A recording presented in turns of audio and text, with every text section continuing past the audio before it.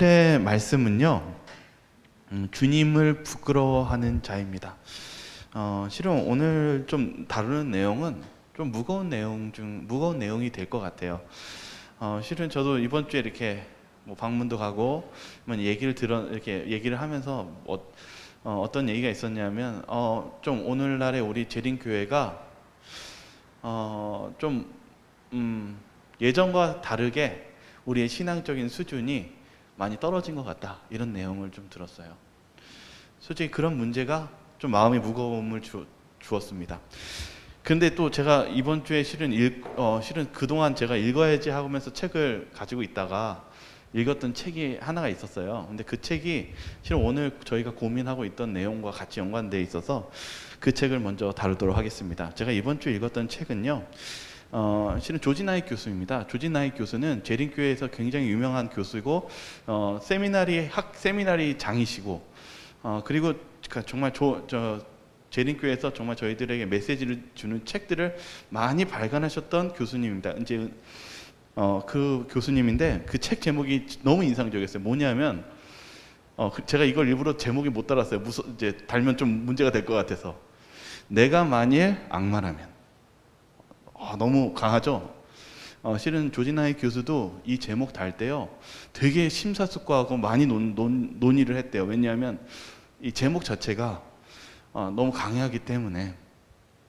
여러분이 만약에 악마라면, 사단이라면, 사단이 어떻게 이 세상을, 우리를 공격할까요?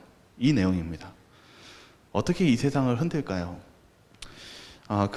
제가 지금 이 책을 다 읽지는 못했고요. 거의 이제 78페이지 정도까지 읽었거든요. 시간이 많이 걸리더라고요. 한 장 한 장 읽었는데. 근데 이제 그 읽었던 내용 중에 일부를 얘기하면 이렇습니다. 사단은 밖을 공격하기보단 내부를 공격할 거래요. 만약에 그 사단이 우리를 망가뜨리기 원하면은 가장 쉽고 쉽게 공격하는 거는 내부를 망가뜨리는 것입니다. 그래서 실은 이 제자들이 예수님 십자가 달리기 전까지 어떻게 했어요? 서로 싸우고, 그것을 예수님께서 지켜보셨잖아요. 우리도 이 재림교회 안에서 이 내부적인 문제가 가장 큰 사단이 쓰는 공격 무기가 될 것이라는 것입니다. 그리고 무엇 할 것이냐면은 조직이 커지고 많은 행정들을 만들 것이다. 그러면서 이렇게 얘기합니다. 실은 이 5가지가 이 조직이 생기는 단계래요. 뭐라고 하냐면, 처음에는 초기, 이제 형성.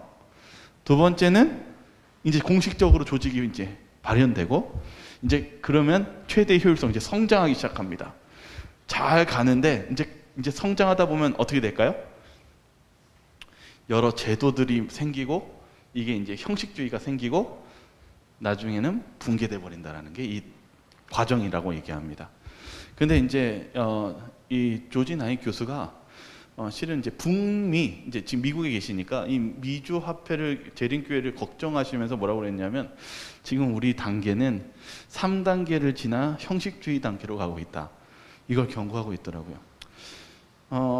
형식주의, 이 형식주의가 어떤 거냐면요, 이 형식주의는 이 내용을 제가 이해한 것을 얘기하면은, 뭔가가 일이 터지거나 사건이 터지지 않으면 바뀌지가 않아요. 정말 문제가 발생해가지고 위험이 되지 않으면은 바뀌지가 않는다는 거예요. 그래서 이 조지 나잇 교수는 실은 교회를 걱정하고 있습니다. 근데 제가 이번 주에 또 다른 책, 오카논 목사님의 책을 읽었는데, 오카논 목사님은 이제 개신교회 목사잖아요. 근데 글에 이런 글을 썼더라고요. 20년 전까지만 하더라도, 그분이 이제 돌아가셨지만요, 한국 기독교가 굉장히 뜨거웠대요. 맞습니까? 뜨거웠고 정말 선교하고 열성적이 되었다고 얘기해요. 근데 오늘 지금의 이제 그분의 노년대에 쓴 책은 현재를 걱정하고 있어요. 왜 그럴까요? 달라졌기 때문입니다. 지금 조지 나잇 교수도 재림교회를 걱정하는 이유는 달라졌기 때문이에요. 저도 오늘 이 말씀 속에서 걱정되는 부분은 우리가 달라지기 때문에 걱정스럽습니다. 그 중에 제가 또 존경하는 목사님 중에 한 분이 또 계신데, 이분은 영국에 있는 마틴 로이드 존스 목사님입니다. 이분이 또 뭐라고 그러냐면, 걱정이 된대요. 이분 돌아가셨어요 이제. 근데 이분도 뭐라고 그랬냐면 우리가 예전 같지 않은 신앙 때문에 걱정이 된대요. 그러면서 이분은 의사셨다는 거 아시죠? 영국의 의사였어요. 근데 그분은 의사적인 마인드가 있어서 어떤 마인드가 있냐면 환자를 치료하려면요 때로는 고통을 감수해야 된다고 의사들은 배운다고 합니다. 고통이 있어야 나을 수가 있으니까요. 근데 우리 영적인 치료도 마찬가지라는 거예요. 매일 우리는 좋은 말만 들을 수가 없어요. 우리의 신앙은 때론 우리가 듣기 싫지만 고통이 되는 말도 들어야 된다는 것입니다. 오늘 여기 있는 내용은 바로 그런 내용입니다. 사단은 활동하고 있어요. 어떻게 활동하고 있냐면 강력하게 활동하고 있습니다. 그럴 때 우리는 어떻게 해야 될까요? 저는 오늘 이 말씀을 생각났을 때 떠오르는 성경절이 하나가 있었어요. 그 성경절이 무엇이냐면은 누가복음 9장 26절에 있는 말씀이에요. 같이 한번 읽어볼까요? 누구든지 같이 읽어볼게요. 시작. 누구든지 나와 내 말을 부끄러워하면 인자도 자기와 아버지와 거룩한 천사들의 영광으로 올 때에 그 사람을 부끄러워하리라. 여러분 이 말씀 보면 뭘 느끼십니까? 저는 누구든지 나와 내 말을 부끄러워하면 인자도 자기와 아버지의 거룩한 천사들이 영광으로 올 때 그 사람을 부끄러워하리라.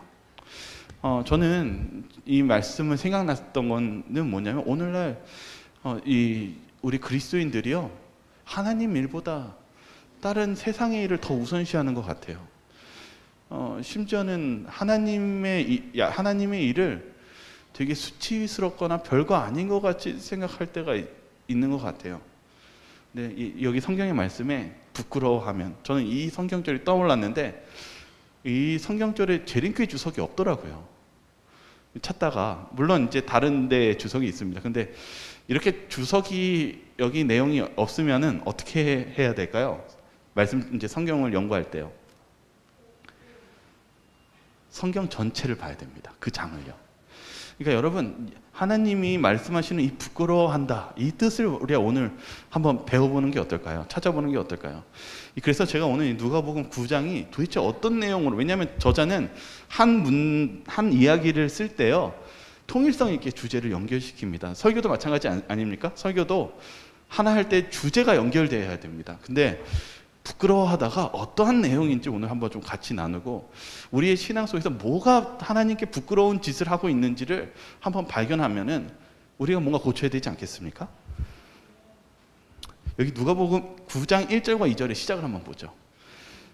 여기 특별한 사건이 하나 생겨요. 한번 같이 한번 읽을게요. 예수께서 시작. 예수께서 12제자를 불러 모으사 모든 귀신을 제어하며 병을 고치는 능력과 권위를 주시고 하나님의 나라를 전파하며 앓는 자를 고치게 하려고 내보내시며. 네, 뭐 했대요? 이 시작이 9장의 시작이 무슨 사건입니까? 예수님이 제자들에게 뭘 줬어요? 네? 능력 줬어요. 능력만 주셨습니까? 네? 권위도 주셨어요. 그러고요. 정말 중요한 걸 지금 아직 얘기 안 하셨어요. 네? 이거예요. 끝이요. 내보내셨어요. 지금까지는 예수님과 같이 동행했는데 야 이제 나 없이 좀 해봐라. 너희 둘이 짝져가지고 나 없이 뭐 해보라는 거예요? 전도해보라고 하는 거예요. 선교하라고요. 여기 이 사건은 무슨 사건이 이제 시작된 거냐면요 예수님과 떨어져서 이제 9장을 한번 나중에 집에 가서 읽어보세요. 너희들 뭐 돈 뭐 이런 거 다 준비할 필요 없다. 그냥 나가라. 거기서 재워주면 재워주고 혹시 거절하면 먼지 털고 가라. 그러면 이 사람에게 이제 축복이 없다. 그 내용 한 거예요. 나중에 이제 시간 돼서 뭐라고 해요? 야 너희들 정말 내 말대로 하니까 부족한 것이 있었더냐 하니까 뭐라고 그랬어요? 제자들이요? 해보니까 어땠어요? 부족한 것이 없었다라고 고백했죠. 예수님 없이 예수님과 떨어져서 한번 살아보는 것입니다. 그것이 9장의 시작입니다. 1절과 2절이요. 예수님 없이 선교하는 것. 불완전해 보이지만 그것을 먼저 예수님께서는 요구하십니다. 여기 보시면은 시대의 소망은 이 부분에서 이렇게 얘기하고 있어요. 제자들은 시중을 들었으며 예수의 분부하심을 행하고 그 수고를 덜어드리기 위하여 힘썼다. 그들도 홀로 일하는 경험을 얻을 필요가 있었다. 무엇할 경험이 필요했다고요? 예수님이 우리에게 무슨 경험이 필요하다고 얘기하는 거예요? 홀로 경험하는 그 경험이 필요하다고 얘기하십니다. 그리고 그들을 당신의 대리자로서 파견하셨다. 제자들이 예수와 함께 있었을 때에 제사장들과 바리새인들의 가르침에 종종 당황하였으나 부족한 게 있었죠. 실수도 있었고요. 그들은 저희의 어려움을 누구께 가져왔다고요? 예수께 가져왔다. 그러니까 제자들은 아직 실수도 많고 좀 부족한 것이 있었지만 예수님은 보내셨어요. 그런데 부족하면 못하면 됐었어요? 예수님께 못하면 돼요? 가져가면 돼요. 이게 9장에 대한 내용이에요. 제가 이번 주에 페이스북에 뭐가 있었냐면은 요 영상이 뜬 거예요. 이 비행기 안에 얼굴은 이제 모자이크 처리가 됐는데 이 영상이 왔는데 이 영상이 어떤 내용이냐면요. 아이가 막 소리를 지르는 거예요. 엄마 옆에서. 그러면서 막 내놓으라고 막 소리를 질러가지고 비행기가 한바탕 소란이 일어났어요. 그래서 막 주변에 있는 사람들이 당황하면서 왜 그러니 했는데 이유가 뭐였을까요? 이 아이 때문에 비행기가 지연이 됐는데요. 이 아이가요. 스마트폰 잠시도 그것을 놓치고 싶지 않아가지고 이 아이가 소리를 지르고 난동을 핀 거예요. 저는 이 유튜브가 이번 주에 이렇게 페이스북에 돌아다니는데 사람들이 그걸 보면서 오늘날 우리 아이들이 중독성이 얼마나 심각한지에 대해서 얘기하고 있거든요. 근데 오늘 아까 한 내용에 있는 이 조지 나이트 교수는 뭘 걱정하고 있냐면 사단은요, 시대가 바뀌면 바뀔수록요, 옛날에 했던 방법대로 우리를 공격할까요? 아니다라는 거 아세요? 사단이 예전에 우리가 여러분들 뭐 70년대, 60년대에 공격했던 거하고 지금 공격하는 무기가 같다고 생각하십니까? 예전에 혹시 70년도 때 스마트폰 게임 하셨어요? 혹시 여러분 혹시 뭐 60년도 때 혹시 뭐 PC방이 있었습니까? 근데 60년도 때나 또 70년도 때는 또 다른 유혹이 있었죠. 그리고 어려움들이 있으시지 않으셨습니까? 사단은 계속 발전합니다. 계속 무기를 발견합니다. 사단은 계속적으로 우리를 혼란스럽게 하고 계속적으로 우리를 흔들고 있는데 저희들은 무엇하고 있습니까? 그리스도인들은 사단은 계속 무기를 바꾸가며 공격을 하고 있는데 저희들은 무엇하고 있습니까? 오늘날도 사단은 왕성하게 활동하고 있습니다. 우리의 이 핸드폰 안에, 우리의 이 앞에 있는 컴퓨터 앞에, 우리가 가지고 있는 이 삶 속에 아주 가까이에 활동하고 있습니다. 제가 한 재미난 이야기를 하나 해드릴게요. 비행기가 떴는데 비행기가 갑자기 엔진이 멈춰서 추락하게 되었어요. 그런데 거기에 낙하산이 3개밖에 없는데 거기에 탑승자가 4명이나 있었다는 사실입니다. 그때 조종사가 문을 열며 뛰쳐나가면서 가방을 들면서 이렇게 얘기했답니다. 나에겐 자녀가 3명이 있습니다. 그 자녀를 위해서는 제가 이 배낭을 써야 됩니다. 그리고 문을 열고 낙하산을 피고 날아갔어요. 그리고 있다가 바로 또 얼마 있다가 두 번째 한 사람이 뛰쳐나오면서 이 낙하산을 들면서 이렇게 얘기했대요. 저는 컴퓨터 공학자입니다. 세상에서 제일 똑똑한 사람 중에 한 명이죠. 제가 인류를 구원하기 위해서는 제가 이 낙하산이 필요합니다. 그리고 그 낙하산을 가지고 뛰쳐나갔대요. 그리고 세 번째가 목사님이었어요. 목사님이 딱 일어나시더니 하시는 말씀이, 이보게 학생, 나는 그래도 인생을 살 만큼 살았고 또 보람있게 산 것 같네. 이 낙하산은 자네가 쓰게. 그러자 이 학생이 뭐라고 얘기했는지 아십니까? 목사님, 걱정하지 마세요. 세상에서 제일 똑똑한 사람이 방금 제 배낭을 메고 나갔어요. 이제 걱정하지 않으셔도 됩니다. 저는 이 이야기를 들으면서 생각이 들었어요. 세상에서 똑똑한 사람이 어쩌면 내가 제일 지혜롭게 판단한다고 생각하지만 그 결과는 죽음이라는 것입니다. 우리의 인생은 정말 어디에 맡겨야 되는 것이 바른 인생일까요? 여러분, 종말이 무엇인 것 같습니까? 우리는 우리의 눈에 보이는 종말만 종말이 아니라요, 여기 우리 마음에 역사하는 상황도 종말입니다. 여기 베드로전서 3장 20절에 이런 말씀이 있어요. 마지막 날이 노아의 날과 같은데 이렇게 얘기해요. 하나님이 오래 참고 기다리실 때에 어떠한 자들이래요? 복종하지 아니하던 자들이라. 저는 종말이 정말 지진과 여러 가지로 하나님께서 보여주시는 종말의 징조를 보기도 하지만은 세상 살아가는 그 모습 속에서 우리는 종말을 보게 됩니다. 이 소돔과 고모라가 멸망할 때 어떤 사건이 있었습니까? 이 천사가 롯의 집에 들어갔는데 뭐 하려고 했습니까? 그 천사를 어떻게 나쁜 짓을 하려고 그 문에서 있는 그 장면을 그 성경의 기록을 통해서 이 소돔과 고모라가 왜 멸망받아야 되는지를 설명해 주었습니다. 여기 사무엘서에 이 엘리 제사장과 이 두 아들이 왜 이스라엘이 멸망을 받아야 되는지, 왜 전쟁에 패해야 되는지를 설명했었을 때 이 두 아들이 어떻게 행동했습니까? 하나님의 성직자가 정말 말도 듣지 않고 그렇게 했었을 때 그것이 종말이라는 것을 보여주셨습니다. 저는 오늘날 이렇게 신앙생활을 하면은요, 어떤 생각이 드냐면은 우연하게 제가 특별히 이제 좀 삼육동에 있잖아요. 그러면은 이제 저희 집 앞에 카페도 새로 생겼어요. 뭐가요? 근데 거기 사람들이 굉장히 많거든요.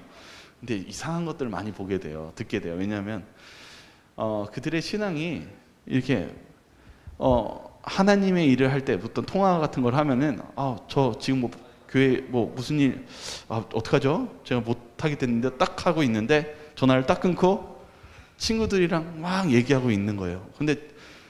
근데 제가 그것을 이렇게 보면은 어떤 생각이 드냐면 그냥 제 느낌은 이렇습니다. 하나님 일할 시간은 없고 카페에서 차 마실 시간은 있구나.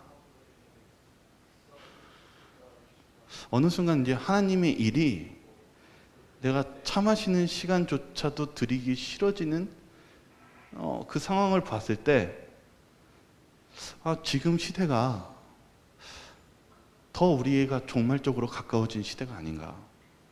진짜 종말은 눈에서 재난이 있겠지만은 우리의 영적인 상태가 무너져 있는 상태가 종말의 시대가 아닌가, 이런 생각이 들었습니다. 저는 오늘 성도님들과 이 말씀을 나누고 싶습니다.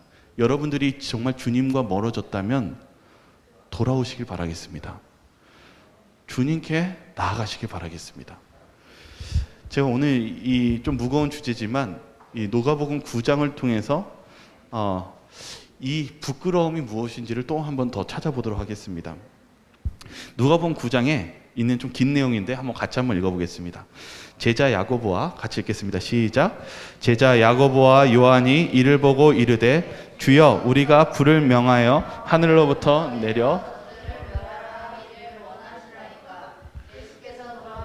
꾸짖으시고 또 다른 사람에게 나를 따르라 하시니 그가 이르되 나로 먼저 가서 내 아버지를 장사하게 허락하옵소서. 이르시되 죽은 자들로 자기의 죽은 자들을 장사하게 하고 너는 가서 하나님의 나라를 전파하라 하시고 또 다른 사람이 이르되 주여 내가 주를 따르긴 나이다마는 나로 먼저 내 가족을 작별하게 허락하소서. 예수께서 이르시되 손에 쟁기를 잡고 뒤를 돌아보는 자는 하나님의 나라에 합당하지 아니하리라 하시니라. 이 9장의 내용을 읽어보면 다 이런 내용이 연결됩니다. 뭐냐면 주님, 제가 주님 따르겠습니다. 그렇지만 저 뭐 좀 하고 올게요. 그렇지만 저 딴 것 좀 하고 올게요. 예수님이 뭐라고 대답합니까? 잘하여 도다 착하고 충성된 종이라고 말씀하십니까? 아니에요. 예수께서 손에 쟁기를 잡고 뒤를 돌아보는 자는 하나님 나라에 합당하지 아니하니라 하시니라. 여러분, 우리가 신앙하는 모습이요, 정말 평상시에 있는 그런 자연스러운 모습이 이 성경에서는 적합한 모습을 우리가 나타낼 때가 있다는 사실입니다. 우리 자신을 냉정하게 보시기 바랍니다. 우리 자신이 무언가 잘못된 것이 있다면 여러분, 주님께 돌아가시기 바랍니다. 누가복음 12장 8절과 9절에 바로 나를 부끄러워한 자에 대해서 좀 더 쉽게 표현된 말이 있습니다. 이게 누가복음 12장 8절과 9절인데 제가 읽겠습니다.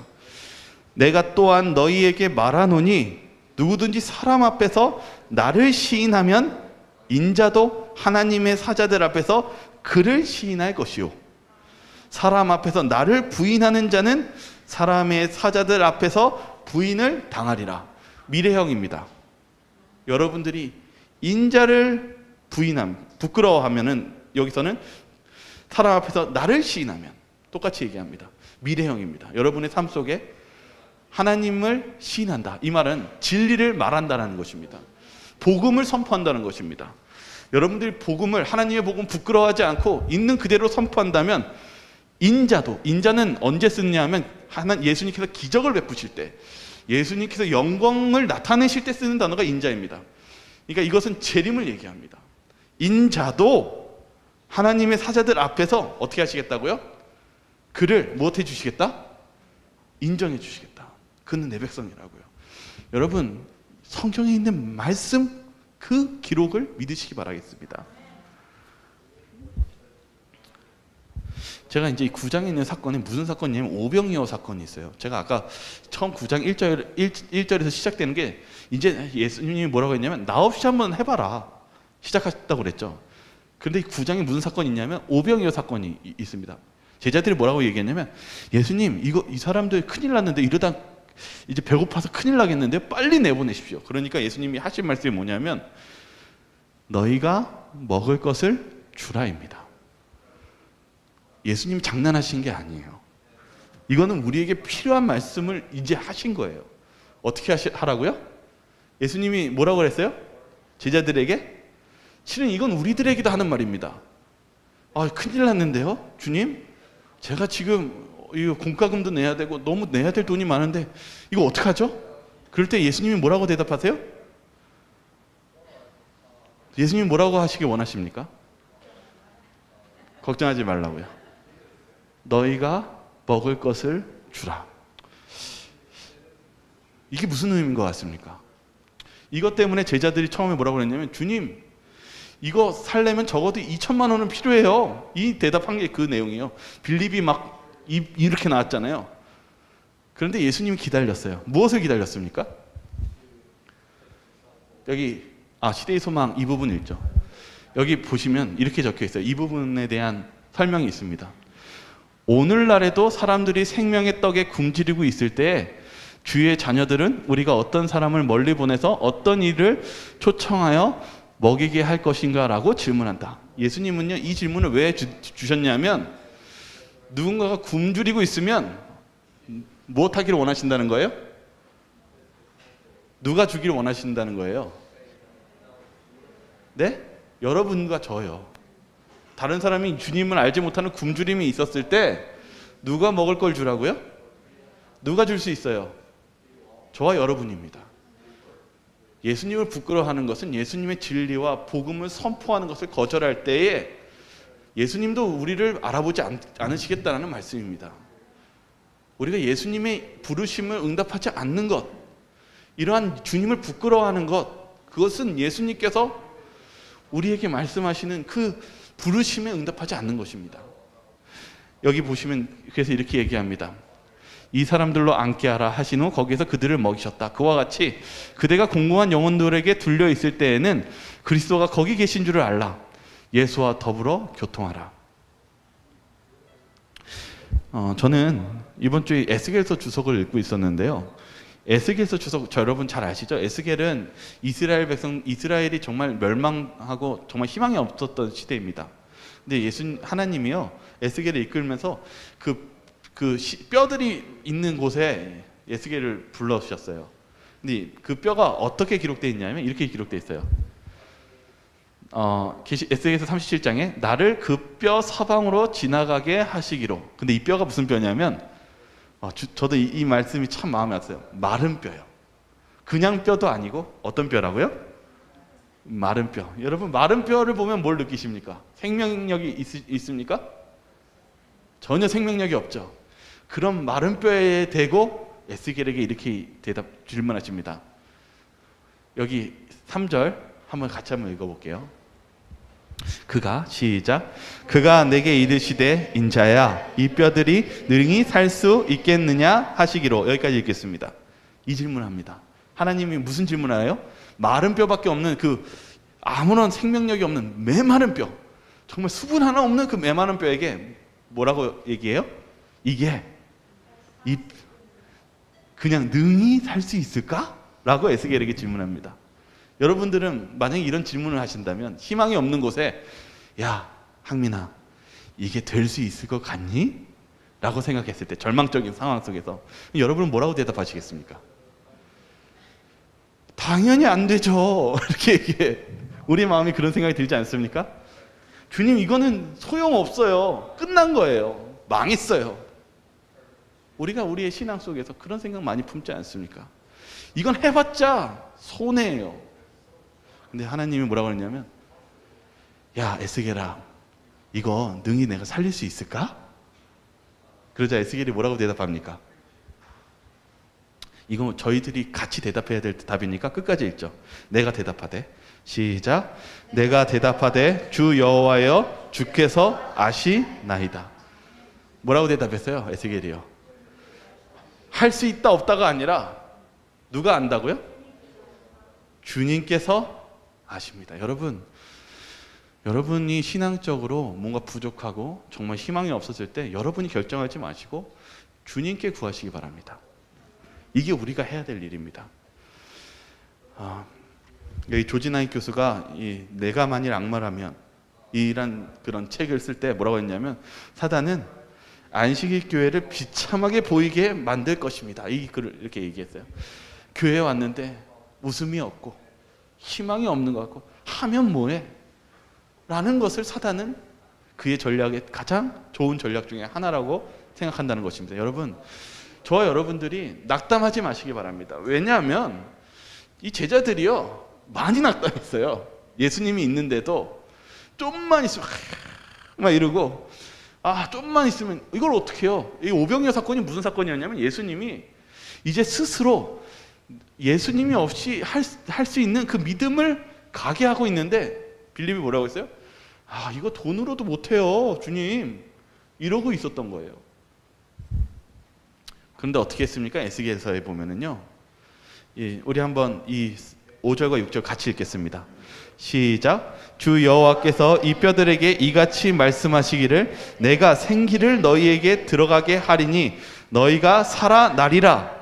너희 위에 힘줄을 두고 살을 입히고 가죽으로 덮고 너희 속에 생기를 넣으리니 너희가 살아나리라. 또 내가 여호와인 줄을 너희가 알리라 하셨다 하라. 에스겔에게 놀라운 장면을 보여주죠. 메마른 뼈가 뭐가 생겼어요? 생기를 불어넣으니 힘줄이 생기고 근육이 생기고 사람이 되었습니다. 하나님은 그렇게 하실 수 있는 분이십니다. 그리고 에스겔이 뭘 얻었냐면 희망을 얻었어요. 하나님이 노하시기 전까지는 우리가 절망할 필요가 없는 거구나. 저와 여러분들은 하나님이 하실 수 있는 능력을 믿어야 됩니다.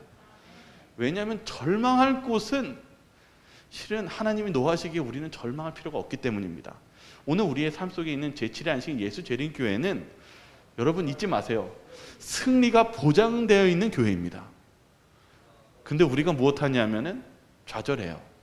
시도조차 하지 않아요.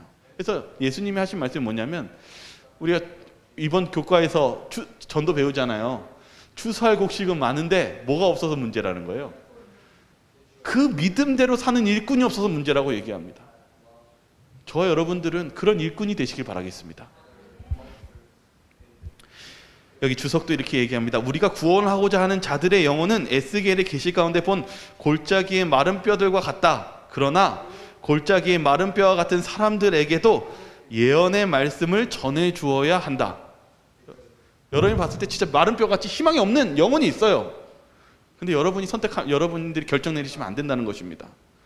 그 메마른 뼈 같은 사람에게 일지라도 생명의 말씀을 전해줘야 됩니다. 왜냐하면 하나님께서 그 마른 뼈를 살리실 수 있기 때문입니다. 여기 증언보감에도 이렇게 얘기하고 있어요. 우리는 도시사업을 개척하기 위한 방법과 재정을 얻기 위해 계획을 세우는데 관심을 나타내야 하지 않겠는가. 이 예언의 시는요, 이제 무엇에 대해서 이야기하고 있냐면요, 이 개척교회에 대해서 설명하고 있는데, 개척교회에 누가 하면 좋을까요? 여러분은 개척교회 누가 했으면 좋겠어요? 예수님이 했으면 좋겠죠.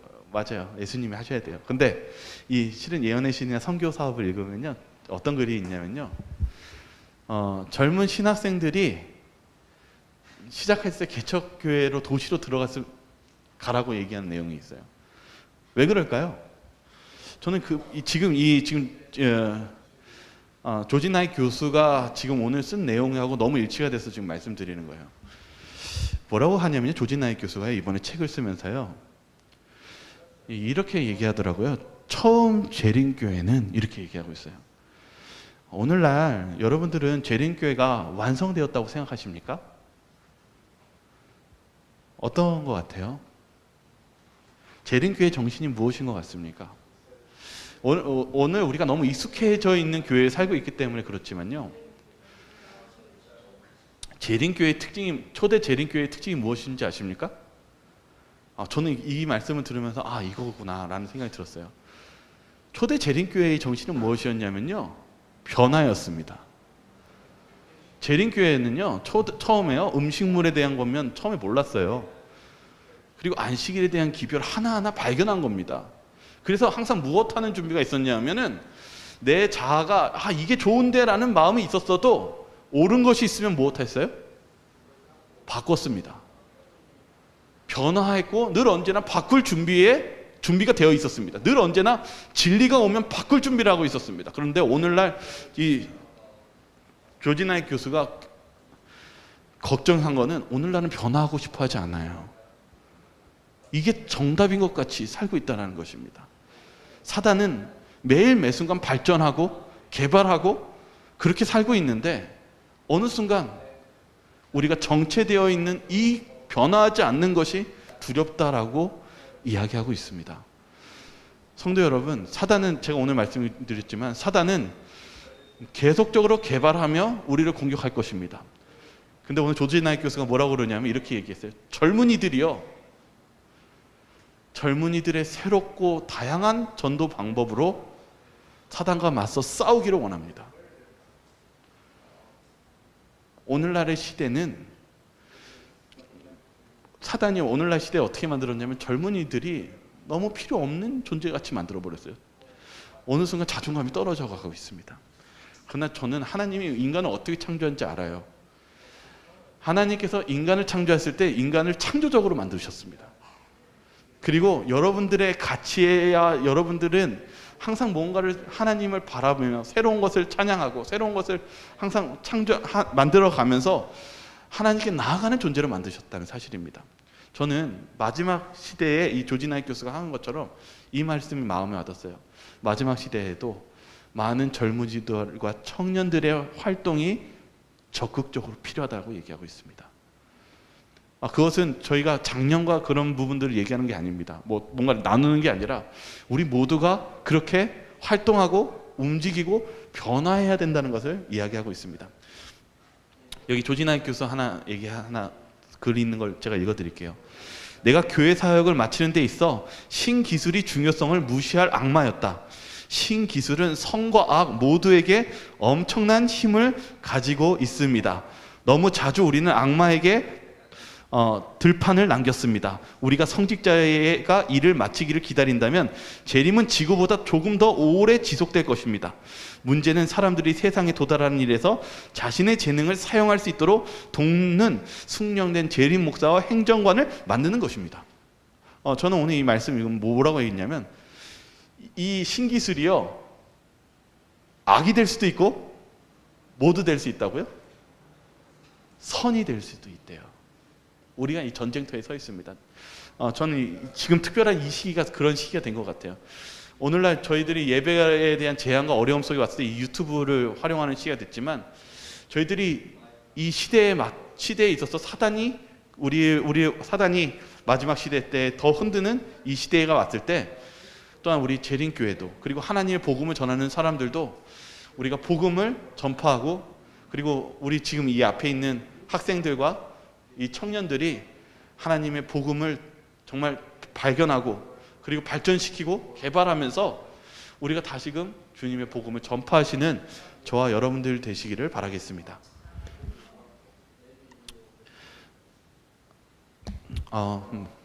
이제 누가복음 9장 18절 읽겠습니다.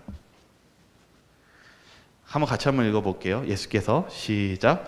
예수께서 따로 기도하실 때 제자들이 주와 함께 있더니 물어 이르시되 무리가 나를 누구라고 하느냐? 대답하여 이르되 세례 요한이라 하고 더러는 엘리야라, 더러는 옛 선지자 중에 한 사람이 살아났다 하나이다. 예수께서 이르시되 너희는 나를 누구라 하느냐? 베드로가 대답하여 이르되 하나님의 그리스도이시니이다 하니. 바로 오늘 9장의 내용은 부끄러움이 무엇이냐면 바로 예수님을 진리대로 고백하는 우리가 선교, 복음, 이것을 얘기한다는 것을 우리 9장을 통해서 알 수 있게 된다는 사실입니다. 저와 여러분들이요, 신앙생활 하실 때요, 누군가 주님에 대해서 얘기해야 된다면은 여러분 부끄러워하지 마시고 주님의 말씀대로 선포하시기를 바라겠습니다. 네. 여기 이 제임스 에드워즈가 한 말인데요. 제가 이 말씀을 좀 마음에 와닿아서 좀 남겼어요. 뭐라고 했냐면, 우리 구원이 어디에서 시작되냐면은 내일이나 아니면 제가 좀 더 잘 되고 나서 있으면 구원이 시작되는 게 아니라 지금 결정된대요. 우리의 삶에 있는 지금이요. 여러분, 우리의 구원은 앞으로 준비하는 게 아니라 오늘 내가 사는 삶 속에서 결정되어진다는 사실입니다. 여러분들의 변화가 오늘 결정되시길 바라겠습니다. 이제 마지막 하고 마치도록 하겠습니다. 저는 이 9장에 있는 내용이 어떠한 것인지 생각했었을 때, 이 마지막 예수님께서 너희가 한번 해봐라, 너희가 한번 이 사람들에게 먹여라 라는 말은 분명히 예수님이 장난치는 게 아닙니다. 하실 수 있기 때문에, 필요하기 때문에 말씀하셨습니다. 그때 누가 이것을 실천했는지 아십니까? 베드로의 형제 안드레요. 안드레가 실은 믿음이 온전히 있었던 건 아니에요. 그렇지만 예수님이라도 좀 드리려고 이 어린 아이가 싸온 도시락을 가지고 누구한테 갔냐면 예수님께 갔어요. 근데 뭐라고 했냐면, 여기 한 아이가 있어 보리떡 5개와 물고기 2마리가를 가지고 있나이다. 데리고 와서, 그러나 이렇게 얘기해요. 이것 가지고 뭐가 되겠습니까? 라고 질문해요. 그러니까 안드레의 믿음이 온전한 건 아니었어요. 그러나 우리가 배울 필요가 있다는 것이죠. 여러분들이 어려움이 왔고 그것이 불가능한 것 같이 느꼈을 때 여러분 거기서 멈추지 마시고 안드레와 같이 하시기 바랍니다. 우리가 할 수 있는 것을 주님께 들고 나아가시기 바랍니다. 제자들도 능력이 있었지만 그 부족한 것이 있고 알지 못하면 누구께 찾아갔다고 아까 설명하고 있습니까? 시대의 소망은요? 예수님께 찾아갔어요. 여러분, 예수님이 뭘 원하셨냐면 우리가 그것을 어떻게든 만들어서 이루라는 것이 아니라 할 수 있는 것을 다 하되 그걸 누구께 맡기라는 것입니까? 예수님께 맡겨야 된다는 것입니다. 그것이 예수님께서 이루시는 역사이며 기적입니다. 그것을 우리가 해야 됩니다. 이 아이가 도움이 되나요? 어떤 것 같습니까? 예수님께는 그것이 도움이 됩니다. 우리가 그 문제를 예수님께 이 아이를 데려가면 도움이 됩니다. 여기 계시록 3장 18절, 우리가 잘 아는 성경절이에요. 특별히 저희 시대를 설명하는 그 교회에 대한 예언입니다. 우리 같이 한번 읽어볼게요. 내가 너를, 시작, 내가 너를 권하노니 내게서 불로 연단한 금을 사서 부요하게 하고 흰옷을 사서 입어 벌거벗은 수치를 보이지 않게 하고 안약을 사서 눈에 발라 보게 하라. 제가 오늘 시작했을 때 우리의 신앙이 무너졌다라는 것을 우리의 삶 속에서 보게 됩니다. 실은 뭐 제가 본 것뿐만 아니라 여러분들도 많이 보시지 않습니까? 여러분 그러할 때 예수님의 말씀을 기억하십시오. 예수님이 치유책을 말씀해 주셨습니다. 내가 너를 권하노니 내게서 불로 연단한 금을 사서, 이건 뭐냐면 이 원어적인 주석은 이렇게 얘기합니다. 역사하는 믿음, 사랑으로 역사하는 믿음을 체험하라는 것입니다. 아까 얘기했죠. 이 제자들에게 너희가 해봐라 라고 했었을 때 안드레가 그래도 아이를 데려왔습니다. 그 믿음을 사서, 흰옷을 사서 입고 벌거벗은 수치를 보이지 않게 해서 안약을 사서, 이게 뭐냐면 성령의 역사를 통해서 제대로 보라는 것입니다. 여러분, 여러분의 신앙이 멀어졌다면 믿음을 활용하시기 바라겠습니다. 그리고 성령의 역사하심을 통해서 마음의 잘못된 것을 받아들이시기 바라겠습니다. 그리고 제대로 보시기 바라겠습니다. 그러면 예수님께서 우리를 치유해 주시겠다고 약속하셨습니다. 저 여러분들이 그런 다시금 새롭게 준비하시고, 그리고 주님의 복음을 전파하시며 사단과 함께 싸우시는 저와 여러분 모두가 되길 바라면서 오늘 말씀을 마치도록 하겠습니다.